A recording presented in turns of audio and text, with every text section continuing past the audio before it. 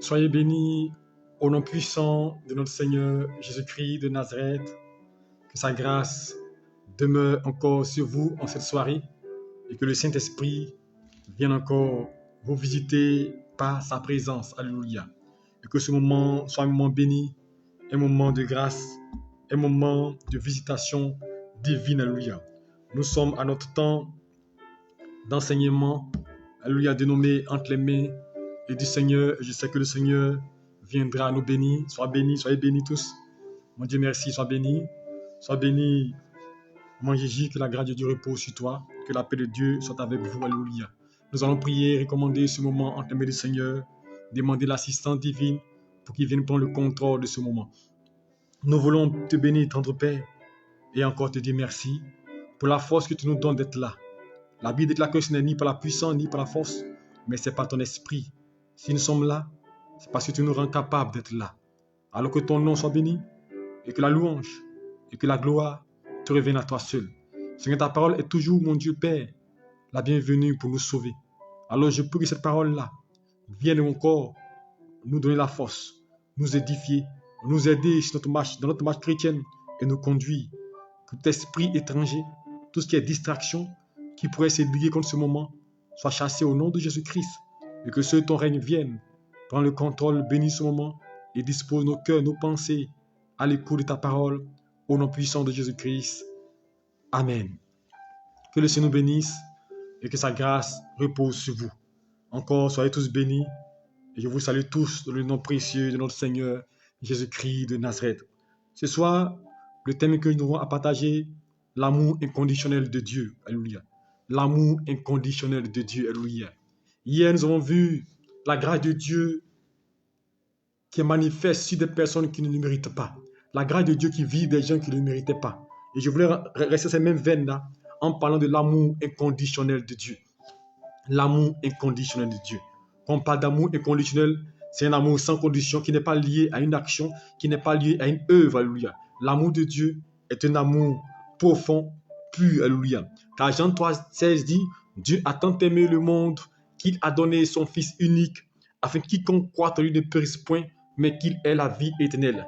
Dieu a aimé le monde tel qu'il est. Alléluia. Il a donné son Fils unique.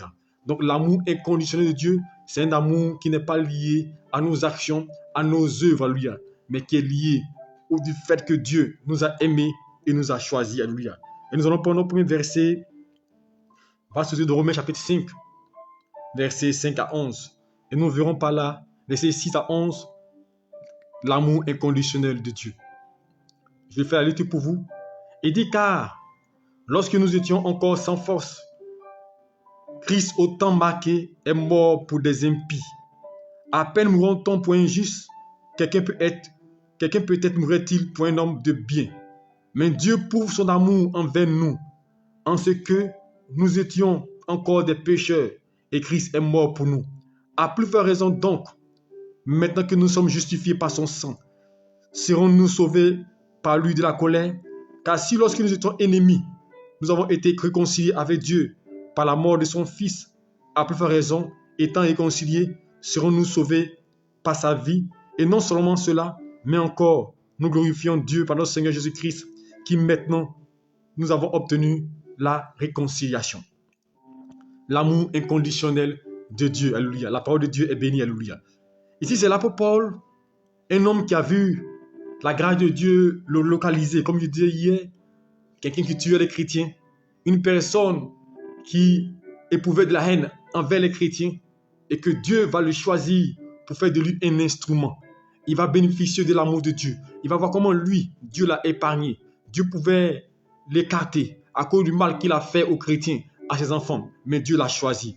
Et cet homme-là va parler de cet amour-là, cet amour inconditionnel de Dieu. Et il va dire, on était sans force. Nous étions sans force, alléluia. Alléluia. Et il dit, Dieu, Jésus-Christ de Nazareth, il est venu mourir pour nous. Mais Jésus n'est pas venu mourir pour des personnes qui sont bonnes. Alléluia. C'est pas dire l'amour inconditionnel pour nous. Quand on meurt pour un juste, on peut dire que c'est logique. Alléluia. Quand il pose des actions à l'égard d'une personne qui est bien, c'est que c'est logique. Mais Jésus est mort pour des impies. Alléluia. C'est pour verset 8, il dit, mais Dieu prouve son amour envers nous. Dieu prouve son amour envers nous. En ce que nous étions encore des pécheurs. On était des pécheurs, des menteurs, des vauriens et il est mort pour nous. Voici l'amour inconditionnel de Dieu. C'est que Dieu est venu sur terre pour sauver des personnes qui n'avaient pas droit à cette grâce. Des personnes qui ne méritaient pas cette faveur, comme je disais hier. Alléluia. Il est mort pour des impudiques. Il est mort pour des pécheurs.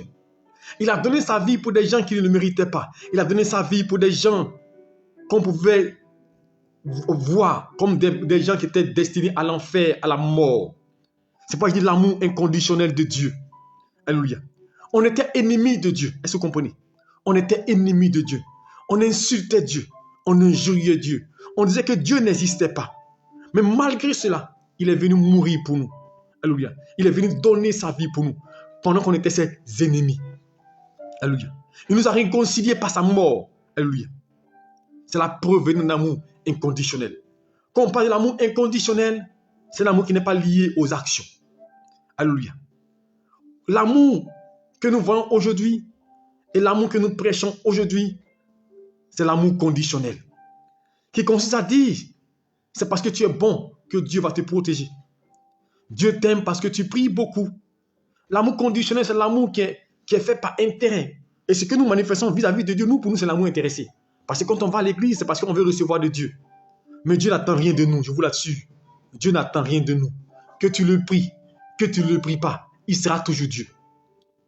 Que tu gênes pas, il sera toujours Dieu. Quelque chose que tu vas faire, ça ne va pas diminuer la force de Dieu. Il sera toujours Dieu. Donc, l'action de Dieu pour nous est une action inconditionnelle parce qu'il nous a aimés. C'est pourquoi il disait quoi? Dieu a tant aimé le monde, Jean 3,16. Il n'a pas aimé seulement les chrétiens. Dieu a aimé le monde dans son péché, le monde dans son iniquité. Dieu a aimé le monde qui avait des propos envers Dieu qui n'étaient pas bons. Et Dieu a tendu la main à tous, à tout le monde, sans exception. Voilà où il n'y a pas de l'amour inconditionnel. Parce que l'amour conditionnel, c'est l'amour que nous manifestons aujourd'hui entre frères et sœurs. Aujourd'hui, dans notre société, c'est l'amour conditionnel. Ça veut dire quoi? Quand une personne est avec toi, tu l'aimes. Quand une personne te soutient, tu l'aimes. Quand une personne te fait du bien, tu aimes. C'est ma soeur, c'est mon frère. Quand un pasteur est bon envers toi, il te parle bien. C'est mon frère, c'est mon pasteur. C'est l'amour inconditionnel. L'amour qui consiste à poser des actions pour être aimé. L'amour inconditionnel, c'est l'amour qui consiste à manifester des œuvres pour être aimé. On doit prouver son amour. Alléluia. On doit faire des choses pour que les gens nous aiment. Ça, c'est l'amour conditionnel. L'amour conditionnel, alléluia, c'est un amour qui est lié à ce que si je n'ai pas de retour, je ne le fais pas. Mais Dieu a manifesté un amour inconditionnel pour nous. Alléluia. On n'a rien fait pour Dieu, mais il était prêt pour nous tendre la main. Et c'est cet amour-là que Dieu veut que nous manifestions aussi pour les autres. C'est pas que je dis de l'amour, je vais parler ce soir de l'amour inconditionnel de Dieu. Pour que les chrétiens, nous comprenions une fois pour toutes, si nous sommes chrétiens, si nous sommes là où nous sommes, c'est pas amour, alléluia, que Dieu l'a fait. Imaginez-vous Jésus-Christ de Nazareth, sur la croix de Golgotha. Alléluia. Devant l'opprobre, devant la difficulté, devant ce qu'il subissait, les railleries et les moqueries. Il dit, Père, pardonne-leur, car ils ne savent pas ce qu'ils font. Voici l'amour inconditionnel de Dieu. L'amour qui ne consiste pas à dire, comme il n'est pas avec moi, je lui ferai du mal. L'amour des hommes est un amour conditionnel. Un amour où on a besoin d'action pour aimer. La preuve aujourd'hui, regardez une personne, regardez dans le monde. Quand vous faites du bien à des gens, je pense que plusieurs parmi vous l'ont déjà vécu. Quand vous êtes là pour des personnes, vous êtes la meilleure personne. Vous êtes le meilleur frère, la meilleure soeur. Dans vos familles, quand vous vous soutenez, vous êtes le meilleur frère, la meilleure soeur. Mais le jour où vous n'êtes pas capable de porter assistance, le jour où on vous demande, vous n'êtes pas capable de soutenir, à ce moment précis, vous tombez dans l'estime des gens. Vous tombez dans l'estime. Ils ne vous considèrent plus comme avant. Ça, c'est un amour conditionnel. Un amour qui est lié aux actions. Un amour intéressé. Alléluia. Un amour intéressé. C'est pourquoi la Bible déclare dans 1 Corinthiens chapitre 13, Jésus va nous montrer qu'est-ce que l'amour inconditionnel. L'apôtre Paul va nous enseigner là, l'amour inconditionnel dans 1 Corinthiens chapitre 13. Et on va les lire ensemble. Parce que souvent on lit ce passage-là. Alléluia. Et c'est l'amour que Jésus-Christ a manifesté pour nous. Alléluia. Et qui nous demande de manifester, alléluia. 1 Corinthiens chapitre 13, je vais lire pour vous et vous allez comprendre. Je vais commencer à partir du verset 2. Il dit, quand j'aurai le don de prophétie, la science de tous les mystères et toute la connaissance, quand j'aurai même la foi, toute la foi qui a transporté les montagnes, si je n'ai pas la charité, je ne suis rien. Quand je distribuerai tous mes biens pour la nourriture des pauvres, quand je livrerai même mon corps pour être brûlé, je n'ai pas la charité, cela ne me sert à rien. Ici, il va d'abord mettre en scène un amour qui consiste à poser des actions, qui consiste à faire des choses pour être apprécié. Mais il dit ces choses-là, si je n'ai pas l'amour, si je fais cela sans amour, ça ne sert à rien. Et je continue. L'amour inconditionnel. Il dit la charité, elle est patiente. Elle est pleine de bonté. Elle n'est pas envieuse. Alléluia. Elle ne se vante point. Elle n'est point enflée d'orgueil. Elle n'est pas malhonnête. Elle ne cherche point son intérêt. Elle ne cherche point son intérêt. Voici l'amour inconditionnel. Elle ne cherche pas son intérêt. Quand vous donnez par amour. Alléluia. Quand vous faites tout par amour. Quand vous soutenez par amour. Alléluia. Elle n'est pas intéressée. Est-ce que ton amour n'est pas intéressé? L'amour de Dieu pour nous est un amour désintéressé. Qu'est-ce que tu peux donner à Dieu qui va le satisfaire? Dis-moi. Qu'est-ce que tu feras pour Dieu pour que Dieu soit heureux? Dieu sera toujours tel. Alléluia. Et il va nous dire, l'amour excuse tout. L'amour croit en tout. Elle supporte tout. C'est là que je voulais en venir. Voici l'amour inconditionnel. Elle supporte tout. Elle croit en tout. Elle espère en tout. Quand tu aimes, tu crois en tout. Dieu croit en nous. Dieu croit aux êtres humains. Dieu croit en ses enfants. C'est pourquoi Dieu nous supporte. Parce que Dieu peut nous livrer à Satan, mais Dieu nous supporte. L'amour supporte. Quand on aime, on supporte. C'est pourquoi généralement, quand il y a l'amour, on avance.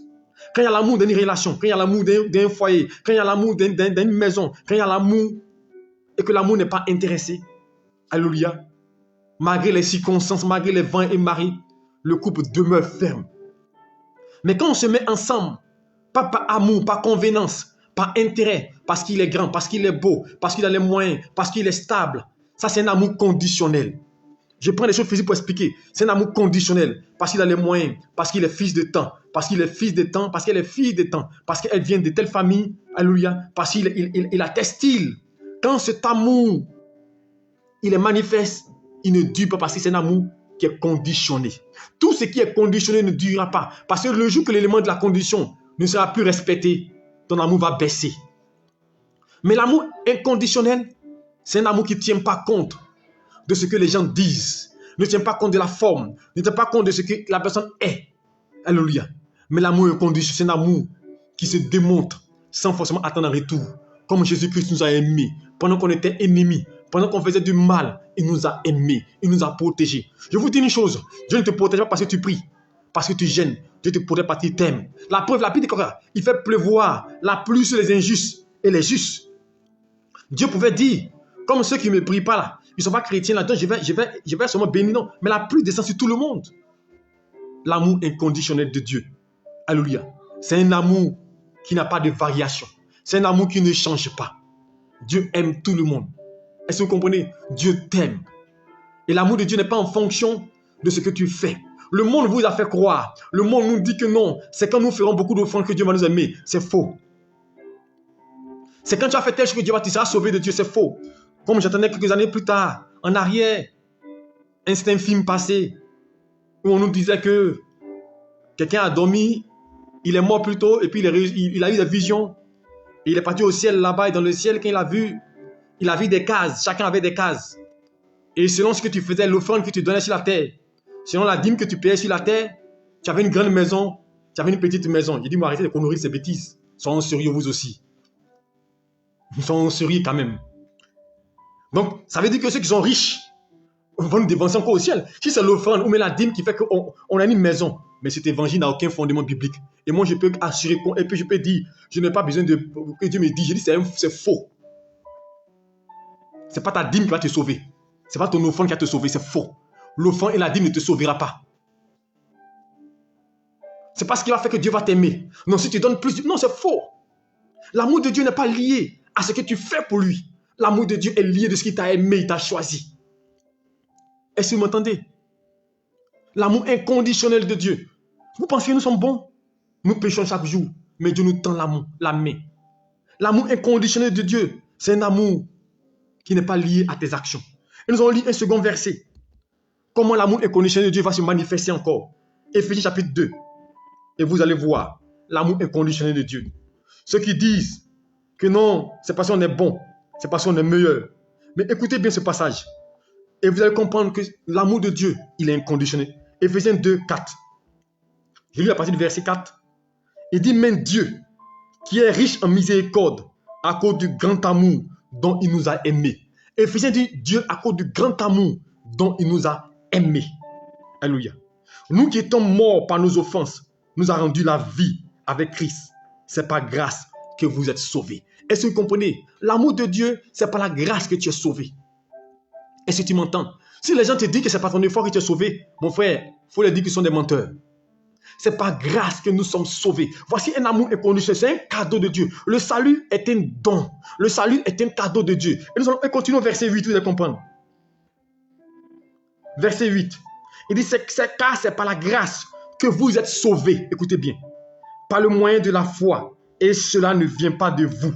Ce n'est pas moi qui écris. Hein. Il dit, et cela ne vient pas de vous. C'est un don de Dieu. Alléluia. Éphésiens 2, verset 8. C'est par la grâce que vous êtes sauvés. Par le moyen de la foi. Et cela ne vient pas de vous. C'est un don de Dieu. Voici l'amour inconditionnel de Dieu. Il t'a sauvé par sa grâce. Le salut est un don de Dieu. C'est un cadeau de Dieu. C'est comme un individu qui a péché et qui est amené au banc des accusés. Effectivement, il a péché. Il se retrouve devant le juge. Et on lit tous les chefs d'accusation. On dit, monsieur, vous avez violé. Monsieur, vous avez tué. Monsieur, vous êtes condamnable. Vous êtes condamné à près de 20 ans à prison à perpétuité. Et puis un homme sort de là. Et puis il dit, ce monsieur-là, je prends sa place. Condamnez-moi à sa place. Lui qui soit libre. Voici l'amour inconditionnel de Dieu. Jésus a pris notre place. Il a pris ton péché. Il a pris ton iniquité. Il a pris ta faiblesse. Il a pris ta incapacité. Il a porté cela. Pas pour un jour. Pas pour une seule heure. Mais pour toujours. L'œuvre de Jésus-Christ de Nazareth n'est pas une œuvre qui est limitée dans le temps. Parce qu'aujourd'hui, quand les gens prêchent, on a l'impression que ce que Christ a fait, c'est pour un temps, c'est pour 5 ans, c'est pour 10 ans, c'est pour 20 ans, c'est pour un siècle. Mon frère, c'est archi faux. Ce que Christ a fait, ce n'est pas pour un siècle. Ce que Christ a fait, c'est pour le passé, c'est pour le futur, c'est pour l'avenir. Christ a fait une œuvre qui est déterminée dans le temps pour l'avenir. Tu es sauvé par la grâce de Dieu. C'est un don. Ça, je dis de l'amour inconditionnel de Dieu. Alléluia. Dieu t'a aimé. Et Dieu t'aime malgré ce que tu es. Dieu est prêt à te sauver. L'amour inconditionnel de Dieu, c'est un amour qui n'est pas lié à tes actions et à tes œuvres. Est-ce que vous m'entendez? C'est pourquoi hier, je vous prenais l'image de ce brigand à la croix. Et je vous ai dit, ce brigand à la croix, il n'a jamais payé de dîme. Voici l'exemple de l'amour inconditionnel de Dieu. Voici un exemple palpable de l'amour inconditionnel de Dieu.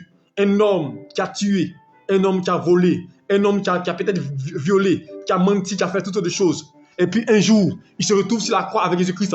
C'était une opportunité pour lui. Et ce jour-là, il reconnaît Jésus comme son sauveur, Seigneur personnel. Et puis il dit, Seigneur, souviens-toi de moi. Et Dieu décide ce jour-là de le sauver. Voici l'amour inconditionnel de Dieu. C'est un amour qui n'est pas, qu'on n'achète pas. C'est un amour qu'on ne paye pas par nos dîmes.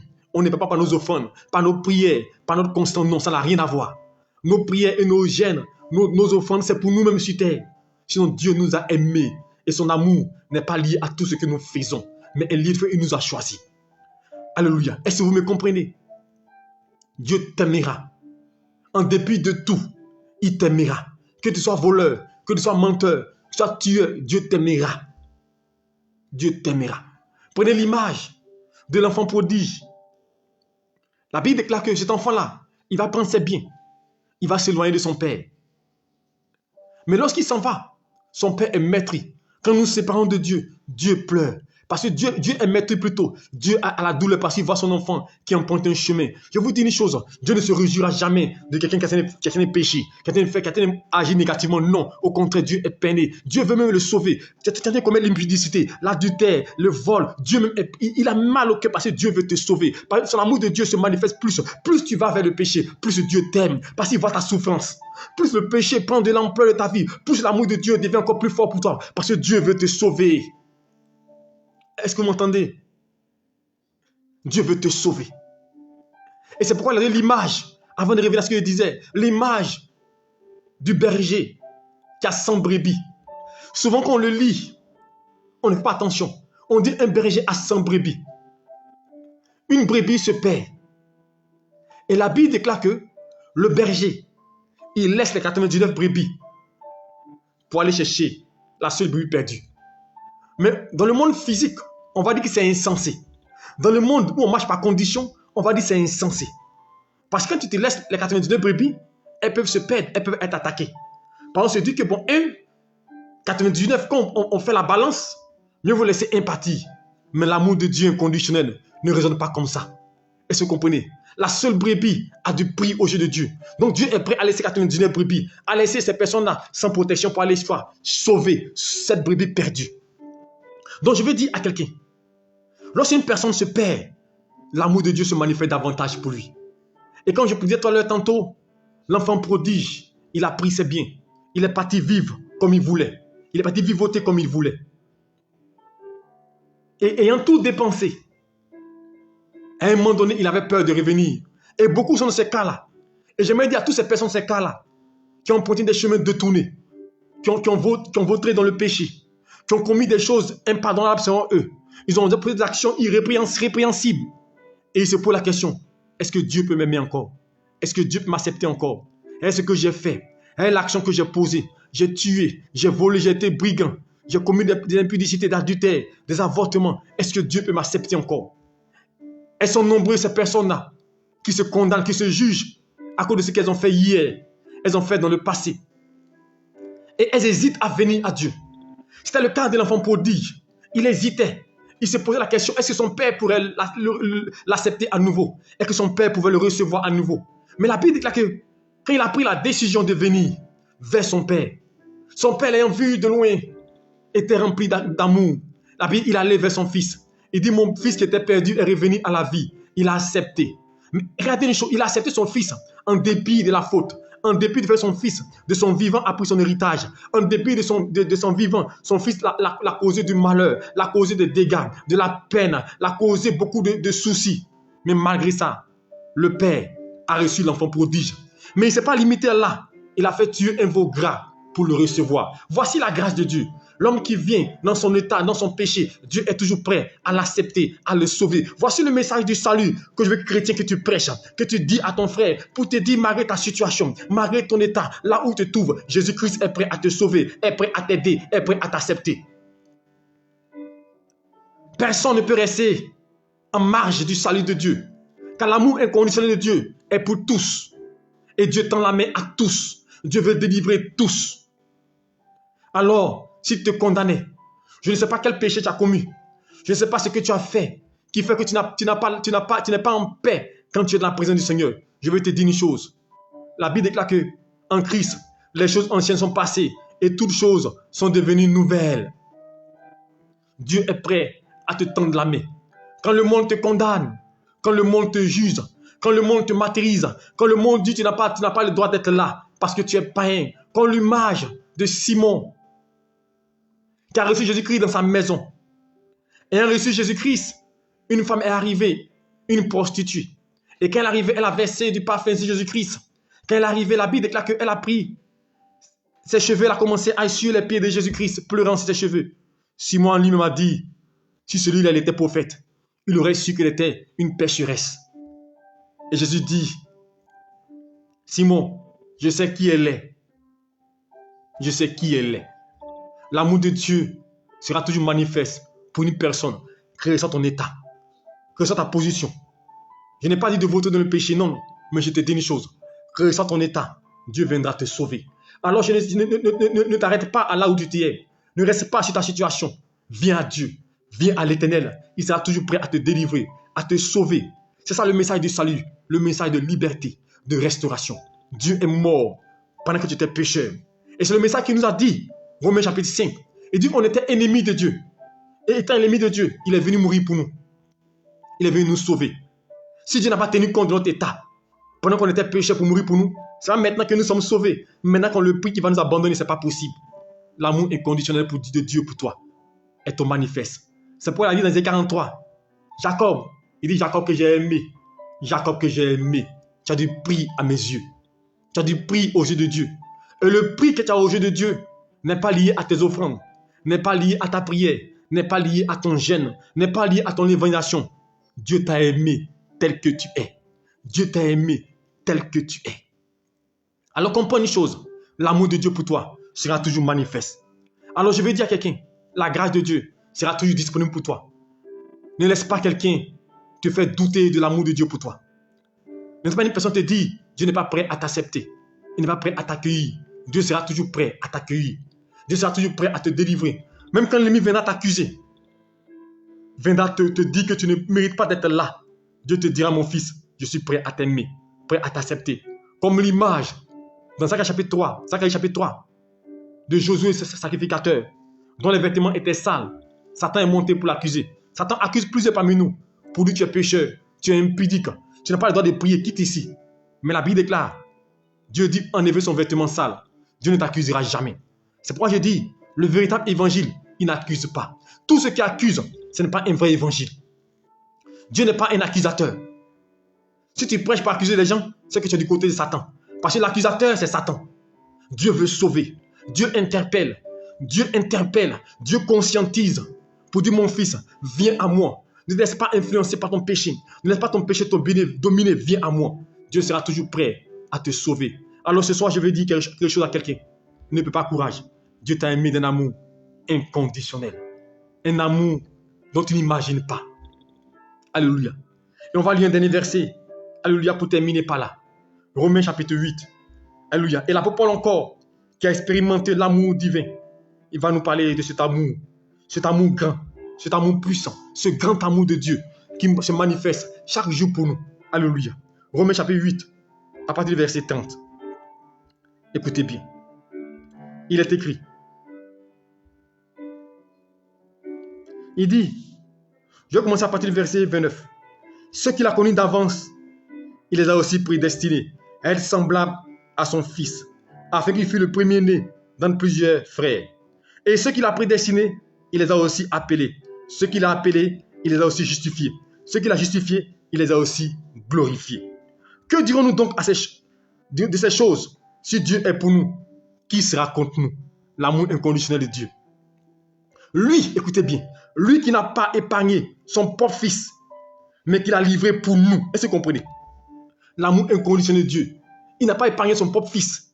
Il a livré pour nous pécheurs. Il a livré pour nous voleurs. Il a livré pour nous qui faisions des choses négatives, qui étaient des personnes ennemies de Dieu. Il n'a pas épargné son propre fils. Mais il a livré pour nous tous. Comment ne nous donnera-t-il pas aussi toutes choses en lui? Qui accusera les élus de Dieu? Est-ce que vous comprenez? Qui accusera les élus de Dieu? C'est Dieu qui justifie. Qui les condamnera? Christ est mort, bien plus. Il est ressuscité, il est à la droite de Dieu. Il intercède pour nous. Alléluia. Qui nous séparera de l'amour de Christ? Est-ce que vous me comprenez, Paul qui parle? Qui nous séparera de l'amour de Christ? Sera-ce la tribulation, l'angoisse, la persécution, la faim, la nudité, le péril ou l'épée? Sinon qu'il est écrit, c'est à cause de toi qu'on nous mène à la mort tout le jour. On nous regarde comme des brebis destinées à la boucherie. Mais dans toutes ces choses, nous ne sommes plus que vainqueurs par celui qui nous a aimés. Car j'ai l'assurance que ni la mort, ni la vie, ni les anges, ni les dominations, ni les choses présentes, ni les choses à venir, ni les puissances, ni la hauteur, ni la profondeur, ni aucune autre créature ne pourra nous séparer de l'amour de Dieu manifesté en Jésus-Christ, notre Seigneur. Est-ce que vous comprenez? Il dit, ni rien ne pourra nous séparer de l'amour de Dieu manifesté en Jésus-Christ, notre Seigneur. L'amour inconditionnel de Dieu pour nous est un amour véritable, qui est un amour désintéressé, est un amour qui se manifeste jour et nuit. Mon frère, il te protège, il te garde, il veille sur toi. Pendant la nuit, il te guide, il pourvoit à tes besoins, il te protège des ennemis. Quand tu sors le matin, il veille sur toi. C'est ça l'amour de Dieu. Tu ne mérites pas sa grâce, mais il est présent pour te soutenir et pour t'aimer. Alors ce soir, je vais m'arrêter là pour dire à quelqu'un, arrête de t'accuser. Arrête de penser que Dieu n'est pas avec toi, que Dieu ne t'écoute pas. Car des gens, d'autres estiment que Dieu ne les voit pas. Moi, mais est-ce que Dieu m'entend? Moi, mais est-ce que Dieu m'écoute? L'amour de Dieu n'est pas un amour conditionné. Je ne sais pas ce que tu as fait. Je ne connais pas ton iniquité. Je ne connais pas ton péché. Mais je sais une chose. Dieu est prêt à t'accepter. Dieu est prêt à t'aider. Dieu est prêt à te soutenir. Dieu est prêt à t'accueillir à bras ouverts. Donne-lui seulement ta vie. Confie-toi seulement à lui. Dis, Seigneur, je veux te voir dans ma vie. Sauve-moi et délivre-moi. Demande le secours de Dieu. Demande la grâce de Dieu. Demande la faveur de Dieu. Dis, Seigneur, j'ai besoin de toi. Car ton amour pour moi est la meilleure chose qui puisse m'arriver. Et je sais que sans toi, je ne suis rien. Alors, persévère et tiens bon. Et que personne ne te dise que Dieu ne t'aime pas. Si le monde ne t'aime pas, si le monde marche par condition, Dieu ne marche pas par condition. Dieu t'aime tel que tu es. Et il nous a donné son Fils unique. Il n'a pas épargné son Fils pour nous qui étions pécheurs. Ça veut dire que nous avons de la valeur aux yeux de Dieu. Regardez une chose. Une personne achète un bien. On dit aux enchères. On dit, on vend un portable aux enchères. Et le portable là, on l'achète par exemple, on dit le portable va coûter 100 000. Une personne dit, moi, il paye le portable à 1 million. L'autre dit 5 millions. On va dire 10 millions. Mais on paye le portable quoi? Par rapport à la valeur du portable. Alléluia. Par rapport au prix du portable. Donc, selon le prix du portable, il aura la valeur. Alléluia. C'est pareil. Donc, si tu es prêt à y mettre le prix, c'est que la chose a de la valeur. Alléluia. Si Dieu a été capable de donner Jésus-Christ saint, Jésus pur, Jésus-Christ sans tache, un homme de bien pour des pécheurs. Donc, imaginez-vous, il a payé des milliards, plus que des milliards, pour sauver des pécheurs. C'est que nous avons du prix aux yeux de Dieu. Est-ce que vous comprenez? C'est que nous sommes importants pour Dieu. S'il n'était pas important pour Dieu, il n'aurait pas donné son Fils unique. Alléluia. Il n'aurait pas donné Jésus-Christ à notre place. Mais s'il a donné Jésus-Christ à notre place, c'est que nous avons du prix aux yeux de Dieu. Alors ce soir, je veux te dire simplement, aie confiance en ton Dieu. Ne doute pas de ton Dieu. Quand tu pries, sache une chose, ton Dieu t'aime. Que ce soit là où tu te trouves, répands-toi. Que ce soit le péché que tu vas commettre, répands-toi et dis, Seigneur, pardonne-moi et donne-moi de plus recommencer. Ne laisse pas ta situation. Laisse pas les limites te dire, Dieu ne t'aime pas, il ne te sauvera pas. Jésus-Christ est toujours prêt pour toi. Toi aussi, je veux que tu le fasses autant pour tes frères et pour tes sœurs. Parce que le problème des chrétiens, c'est que nous sommes devenus trop durs. Christ nous a sauvés, mais nous, on veut détruire les autres. C'est nous, on sait que l'autre ne mérite pas le salut. L'autre n'est pas enfant de Dieu. Quand on t'a aimé, toi aussi, il faut aimer. Il faut tendre la main. Il ne faut pas bafouer quelqu'un. Il ne faut pas rejeter quelqu'un. Et si tu m'entends, parce que l'amour, quand on aime, on doit sauver les autres. Quand on aime, on doit tendre la main aux autres. C'est ça un chrétien, alléluia. Alors ce soir, je vais m'arrêter par là. L'amour inconditionnel pour Dieu, de Dieu pour nous, est au manifeste. Et il sera toujours manifeste. Que tu le pries, que tu ne le pries pas, Dieu t'aimera quand même. Sinon, Dieu allait détruire tous ceux qui ne le prient pas. Sinon, Dieu allait anéantir ceux qui l'insultent. Mais Dieu a la main sur eux, Dieu les protège. Dieu veille sur eux. Alléluia. Donc je vais te dire une chose. Crois en ton Dieu et aie confiance en lui. Que le Seigneur te bénisse et que te garde. Nous allons prier cette parole. Père, je vais bénir ton nom et te dire merci. Merci pour la vie. Merci pour la restauration. Ton amour pour nous est un amour inconditionnel. Nous avons du prix à tes dieux. Car la Bible déclare que tu as donné Christ pour nous pécheurs, pour que nous soyons sauvés. Tu as donné ta vie pour que nous soyons sauvés. Nous qui ne méritons pas, qui sommes tes ennemis. Mais tu t'es pas privé de nous sauver. Et la Bible nous a fait un grand cadeau, la grâce. Nous sommes sauvés par la grâce. Et cela ne vient pas de nous, c'est un don de Dieu. Ta grâce est infinie. Tu nous as fait don du salut. Tu nous as donné pendant qu'on ne méritait pas. Alors je vais te dire merci pour cette grâce. Merci pour ton amour. Merci d'avoir accepté de venir mourir pour nous. Merci d'avoir accepté d'avoir payé le prix pour nous, Père. Que ton nom soit béni. Bénis mon frère, bénis ma soeur. Rassure-la, fortifie-la et qu'elle croie en son salut. Que la louange, l'élévation te revienne à toi seul. Merci de bénir cette soirée. Au nom de Jésus-Christ. Amen. Dieu te bénisse et qu'il te garde. Shalom à toi et que la grâce de Dieu t'accompagne, qui veille sur toi, qui veille sur ta nuit, qui te protège, qui te préserve et que son onction te couvre. Alléluia. Demain, 5h30, nous serons au rendez-vous pour prière matinale. Soyez bénis et surtout, demeurez fermes.